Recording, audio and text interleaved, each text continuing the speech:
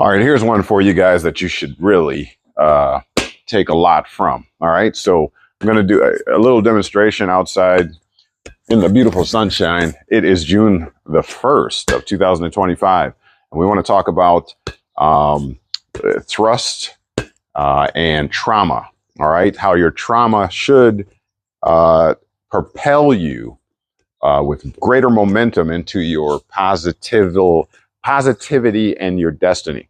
All right, into positivity and your destiny. And so I want to give a little demonstration. Do you remember being, out on the playground or whatever? You had your rubber ball, and the ball, you would take the ball, you would bounce it and quickly kick it right after. There's a sweet spot, right? After it makes contact with the ground, it compresses, and you're able to kick it much further than it would probably travel otherwise, right? Why is that? Why is that? Today I wanted to talk to you about that phenomena of that ball, that rubber ball, and its compression, its bounce, and then its propulsion in its trajectory and in its direction. So this was an interesting thought process I had when I woke up. And I just wanted to share it with you as I usually do here. I won't belabor much longer. So the point is that the reason why this happens is because the immovable ground, right, or earth, meets a rubber ball. It's elastic. It's rubber. It's not rigid. It's not clay. It's not stone. It's made of an elastic material that's very pliable. And what's actually transpiring is when it makes contact with the immovable earth or ground, it is deforming. It is compressing.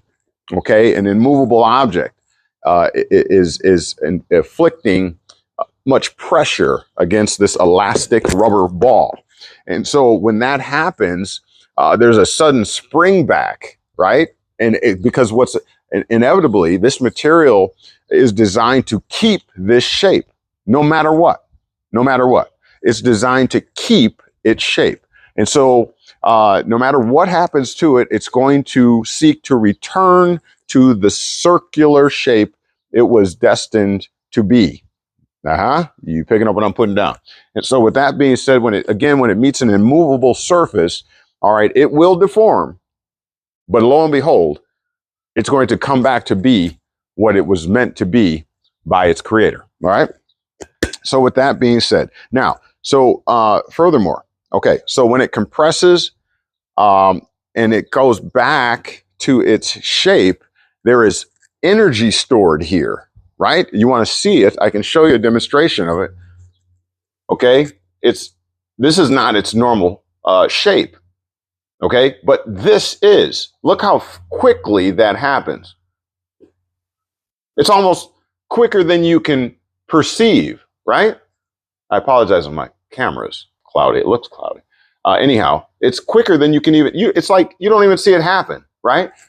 That's how much energy is in that ball, or when it's returning back to its shape, okay? And so that energy needs to go somewhere, right? Because if it lands against the surface, it is now deformed.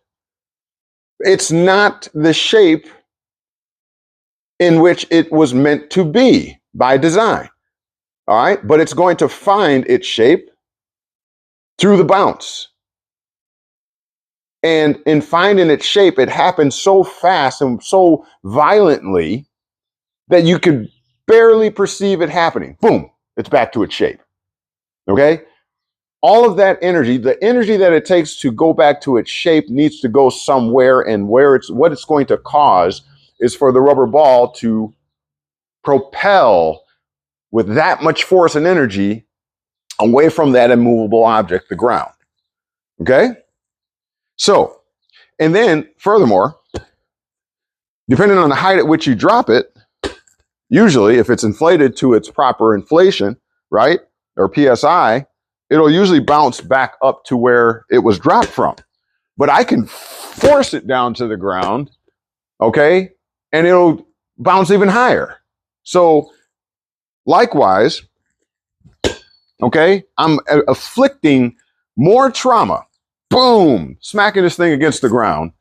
And the more trauma that I inflict upon this, and the more effectivity, all right, that I induce upon this rubber ball and its normal shape will determine how high or how far or how fast this ball will go. All right? All right. So with that being said, how much trauma have you gone through? How much trauma have you experienced from early on or what have you, or even today, right? You are meant to be just like this rubber ball. I am meant to be just like this rubber ball. For we are elastic beings. We are not rigid. We are not made of clay like the earth. If I was to go to the earth here and grab some dirt or some clay, right? Depending on what region you live in, you might have more access to clay, all right, down south or whatever. If I take that and throw that against the earth, against the ground, the immovable surface, it's going to go splat. It has no elasticity, right? It can't handle compression and then rebound off of being splatted against or thrown against the ground. That's not what we are. We're elastic beings. How do we know this? Well, for one, do you have skin? Of course you do, right? Well, hopefully you do.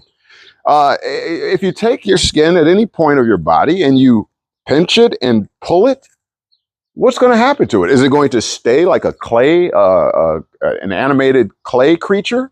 Is it going to stay, the pinch that you inflict upon your body, is it going to stay in that shape? No, it's usually going to go back to its original shape, right? Your face, if you pull on your face, if you're properly hydrated, it should bounce back and go right back to what it was, right? How many times have you bumped your head on something?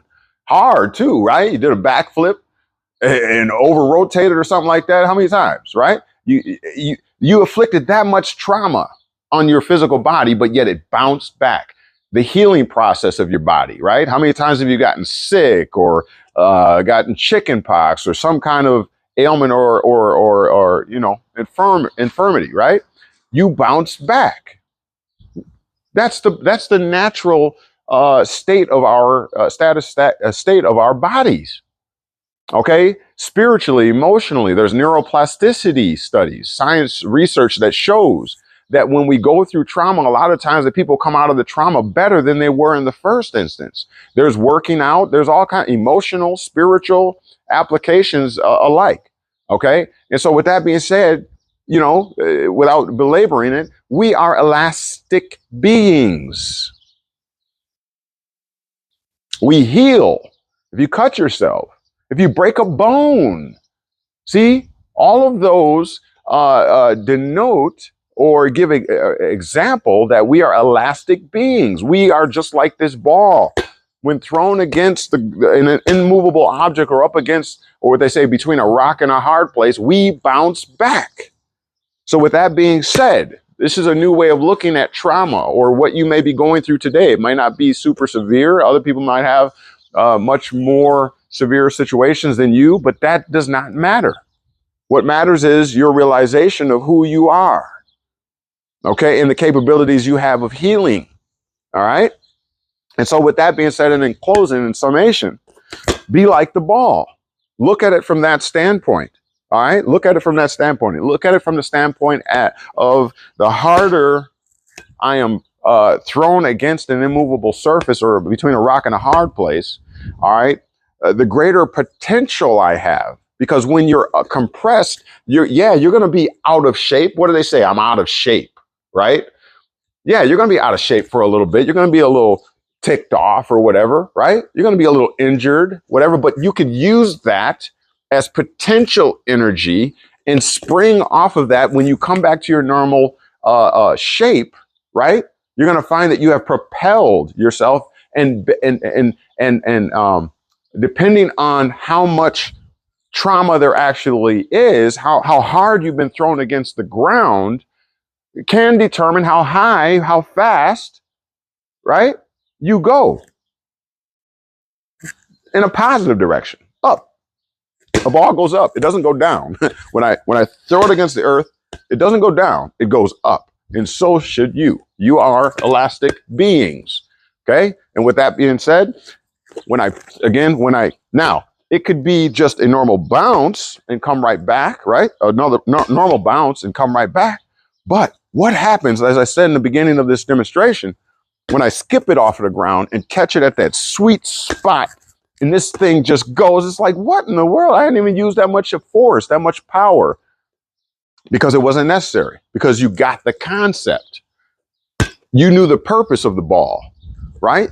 You knew the purpose of the ball. You knew its capability, that because it is rubber and elastic, that if you catch it at the sweet spot and give it a diligent boot, but not an overly, aggressive boot, that thing is going to go farther just because it skipped off of the earth first. Why? And in closing, why? Because what you did is you caught the ball at that sweet spot, that opportune time where it's already starting to go back to its shape. If I could demonstrate in slow motion or something. So here's it on the earth or on the ground. It's deformed, as you see, when it makes contact from being thrusted down. But now it's seeking to go back to its original shape, where all that potential energy is now needing to be released. It's got to go somewhere, right? And you catch it right when it's finished releasing, right about, it's smashed all the way down to the ground, and now it's ready to recoil, right? And so when it's already starting to push, the momentum is going that way, and you catch it. Boom! So what you essentially have done is you caught it at the right time. What do we say? Just in the nick of time, right? You caught it right at the right time. You had the right attitude, right? You made the right move. Every move must be a masterstroke. And when you did, that sucker launched like never before. Because what you did is took advantage of the direction, the trajectory, and the momentum that was naturally already there from it wanting to go back to its normal shape. And you added just a bit of your own power behind that. So a positive and a positive, if you remember from math class, equals more positive. So it was going in a positive direction with much recoil. Remember, this motion here is so quick you don't even see it. That's how much power is there. And then, while it already had made up its mind which way it was going to go and how fast it was going to go, boom, and it's moving. And then you caught it right as it was at the top of its ability and power.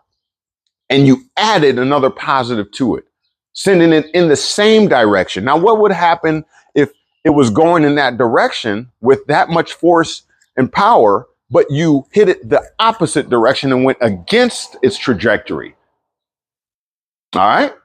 Hopefully you're picking up what I'm putting down here. That's very powerful. Use that in any trauma situation or any problem or situation you're going through. And what you'll find is if you can just kick it at that sweet spot, okay, you got to wait until it has finished the process.